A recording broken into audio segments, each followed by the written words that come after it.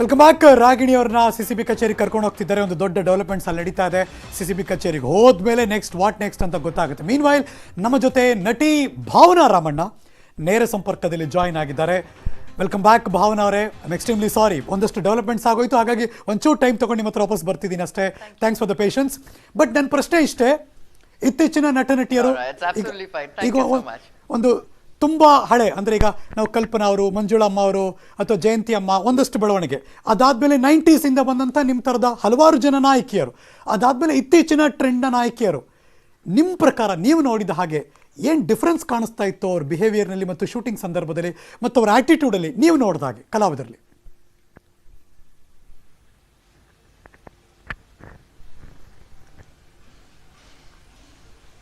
ಅದು ಕಮೆಂಟ್ ಅನ್ನಕ್ಕಿಂತ ಜನರೇಷನ್ ಇಂದ ಜನರೇಷನ್ಗೆ of course lot of things changes.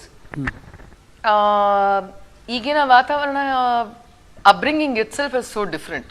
ಮನೆಯಲ್ಲಿನ ವಾತಾವರಣ ಬದಲಾಗಿದೆ, ಸಮಾಜದಲ್ಲಿನ ಹೊರ ವಾತಾವರಣ ಬದಲಾಗಿದೆ, ಸಾಂಸ್ಕೃತಿಕ ಬದಲಾವಣೆಗಳು ತುಂಬಾ ಆಗಿದೆ. ಆಮೇಲೆ ಈ ರೀತಿಯ ಒಂದು gadget influence is much more higher. So ಹಾಗಾಗಿ ಈಗ ಅವ್ರು ಬೆಳೆಯುವಂತಹ ರೀತಿ, ಅವರು ತಮ್ಮಂತಾವು ಮಾರ್ಪಾಡು ಮಾಡ್ಕೊಳ್ಳುವಂತಹ ರೀತಿ, ರೂಪಿಸ್ಕೊಳ್ಳುವಂತಹ ರೀತಿ, ಅಥವಾ ಸಮಾಜ ಅವರನ್ನ ನೋಡುವಂತ ರೀತಿ, ಅಥವಾ ಅವರು ಬೇರೆಯವ್ರ ಹತ್ರ ಬೆರೆಯೋ ರೀತಿ, ಎಲ್ಲದನ್ನು it is all completely different. Not that I belong to you and me belong to the almost same generation, right?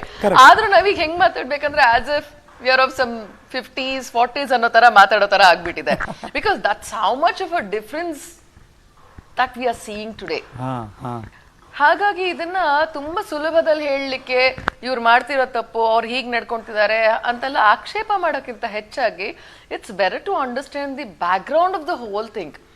ಅಂದ್ರೆ ಈಗಿನ ಜನರೇಷನಿನ ಎಲ್ಲ ಬ್ಯಾಕ್ ಗ್ರೌಂಡ್ ಅನ್ನು ನಾವು ತಿಳ್ಕೊಂಡು ಅವ್ರು ಅದಕ್ಕೆ ಪೂರಕವಾಗಿ ನಾವು ಮಾನಸಿಕವಾಗಲಿ ಅವರಿಗೆ I think it's our responsibility to help them out and guide them and to be with them. I think it's very very important. Yes, very true. I'll come back to you. ನಿಮ್ಮ ಜೊತೆ ನೇರ ಸಂಪರ್ಕದಲ್ಲಿ ಇದೀಗ ಹಿರಿಯ ವಕೀಲರಾದಂತಹ ಶ್ಯಾಮ್ ಸುಂದರ್ ಮತ್ತೆ reconnect ಆಗಿದ್ದಾರೆ. Sir, ನನ್ನ ಧ್ವನಿ ನಿಮಗೆ ಕ್ಲಿಯರ್ ಆಗಿ ಕೇಳಿಸ್ತಿದೆ ಈಗ ಅಂತ ಭಾವಿಸ್ತೇನೆ. ಡ್ರಗ್ಸ್ ಬಗ್ಗೆ ಮಾತುಕತೆ, ಡ್ರಗ್ಸ್ ಸೇವನೆ, ಇನ್ನೊಂದ್ ಕಡೆ ಪೆಡ್ಲರ್ಸ್ಗಳು, ಇನ್ನೊಂದ್ ಕಡೆ ಮಾಹಿತಿ ಕೊಡೋರು ಕೊಡ್ತೀನಿ ಅಂತಿದ್ದಾರೆ. ಇದಕ್ಕೆಲ್ಲ ಕಾನೂನಿನಡಿ ಶಿಕ್ಷೆ ಏನು ಸರ್? ಅದಕ್ಕೆ ಈ NDPS ನಾರ್ಕೋಟಿಕ್ ಲಾ ಏನಿದೆ, that makes A major division between peddlers ಒಂದ್ ಕಡೆ, ಈ ಪೆಡ್ಲರ್ಸ್ ಪ್ಲಸ್ ಡ್ರಗ್ಸ್ ನ ಸರಬರಾಜ್ ಮಾಡ್ತಕ್ಕಂಥವ್ರು, ಡ್ರಗ್ಸ್ ನ ಮಾರಾಟ ಮಾಡ್ತಕ್ಕಂಥವ್ರು, ಇವ್ರನ್ನ ಒಂದು ಡಿವಿಷನ್ ಮಾಡುತ್ತೆ. ಡ್ರಗ್ ಕನ್ಸ್ಯೂಮರ್ಸ್ ಯಾರು ಇರ್ತಾರೆ, NDPS ಕನ್ಸ್ಯೂಮರ್ಸ್ ಯಾರು ಇರ್ತಾರೆ, ವ್ಯಸನಿಗಳು, ಅವ್ರನ್ನ ಒಂದ್ ಕಡೆ ಇಡುತ್ತೆ ಕಾನೂನು.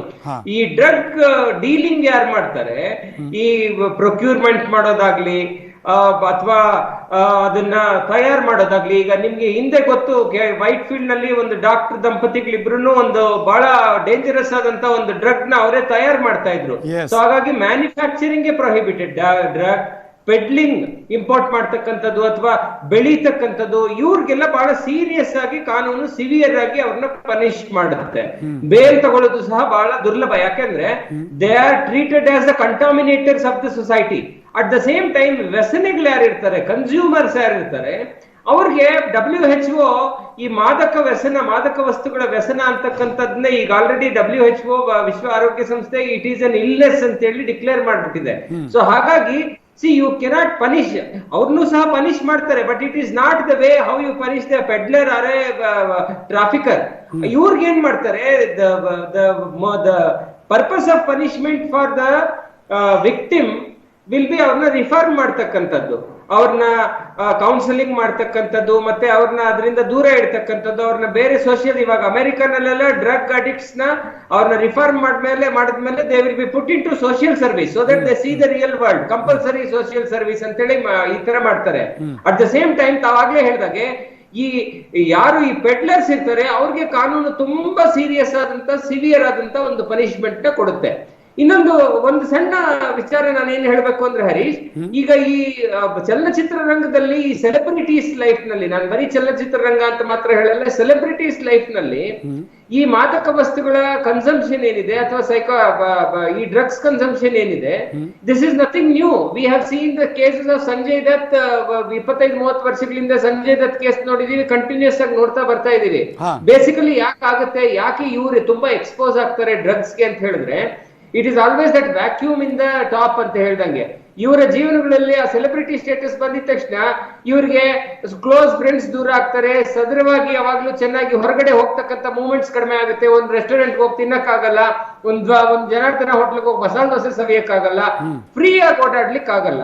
ಸೊ ಲೋನ್ಲಿನೆಸ್ ಯಾವಾಗ ಇಂಪ್ರೂವ್ ಆಗ್ತಾ ಹೋಗುತ್ತೆ, ಡಿಪ್ರೆಷನ್ ಹೋಗ್ತಾರೆ.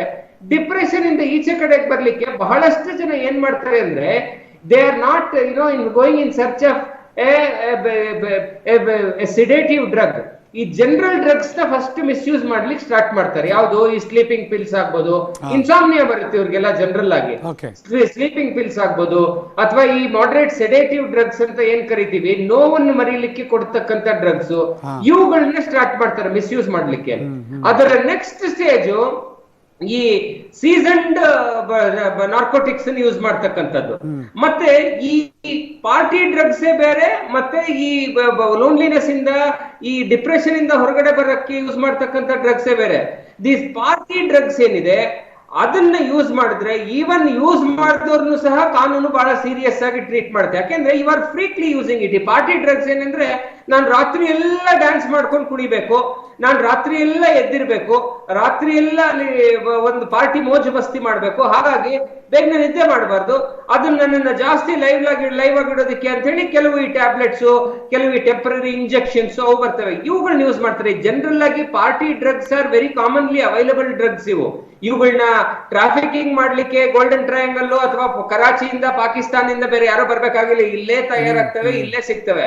But what is very very astounding me, ಈಗ ನನಗೆ ಹರೀಶ್, ನೀವೆಲ್ಲ ಮೀಡಿಯಾದಲ್ಲಿ ಇಷ್ಟೊಂದು ರಿಸರ್ಚ್ ಮಾಡಿ ಇಷ್ಟೊಂದು ಡೀಟೇಲ್ಸ್ ನ ನೀವು ತಗೊಂಡಿದ್ದೀರಾ. These details were available in the field any time to anybody. ಈಗ ಮೀಡಿಯಾದವ್ರಿಗೆ ಹೆಂಗ್ ಸಿಗ್ತಾ ಇದೆ ಅಂದ್ರೆ, ಮೀಡಿಯಾದವ್ರಿಗೂ ಹೊರಗಡೆಯಿಂದಾನೇ details ಸಿಕ್ಕೋದು.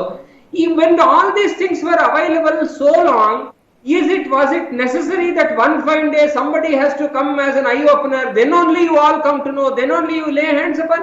You must have visited thousands of parties, you must have seen these things happening. Why you are neglecting right to which that these things that